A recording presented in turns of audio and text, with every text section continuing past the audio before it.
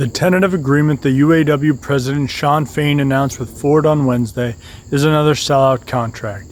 If the UAW bureaucracy succeeds in forcing this contract through, it would entail massive attacks on workers' jobs, wages, and benefits for years to come. Fain and the UAW leadership shut down the strikes by Ford workers on Wednesday without even the pretense of a vote or showing workers the contract. There is nothing normal or standard about this. The shutdown of the strike before a vote flies in the face of the principle of no contract, no work. It is an anti-democratic and illegitimate decision made behind members' backs. Here's what we know about the deal so far. It contains only a 25% base wage increase over a nearly 5-year contract, which barely reverses the 22% rise in inflation over the past 4 years. The UAW has released no details about the COLA supposedly won, what the formula is, who it will apply to, or when. It's all but certain to not be adequate to keep up with inflation. The deal maintains the tier system.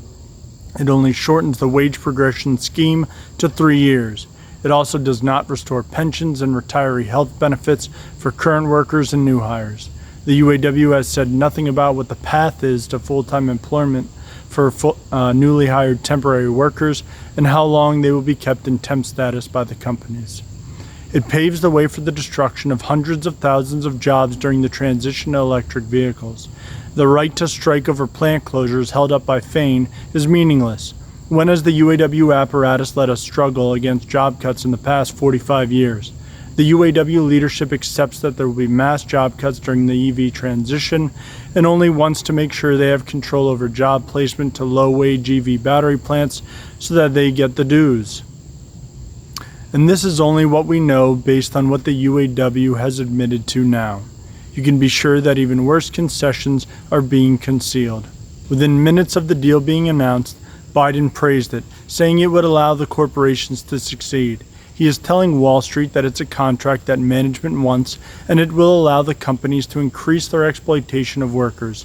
Remember, this is the same president who worked with the UAW, including Fain, during the 2009 restructuring of the auto industry under Obama, cutting wages of new hires in half, eliminating COLA, and massively expanding the tier system.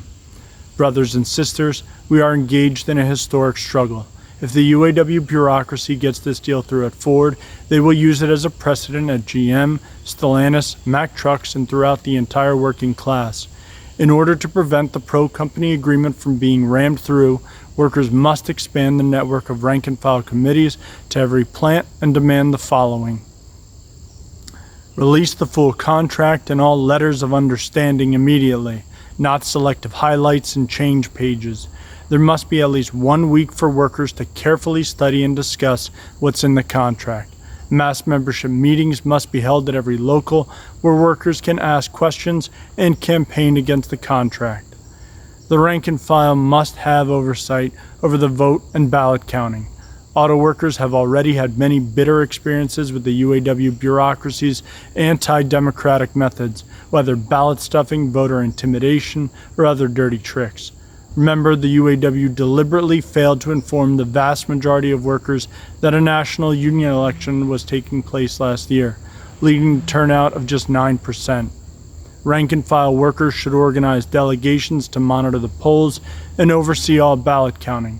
In every factory and workplace, workers should form rank-and-file committees to unite workers across all tiers, exchange information, organize opposition to this sellout, and outline the non-negotiable demands that workers want to fight for. These committees should be the organizing centers to unite the Big Three, Mack Trucks, General Dynamics, and other workers to carry out the all-out strike we need to win our demands. Thank you.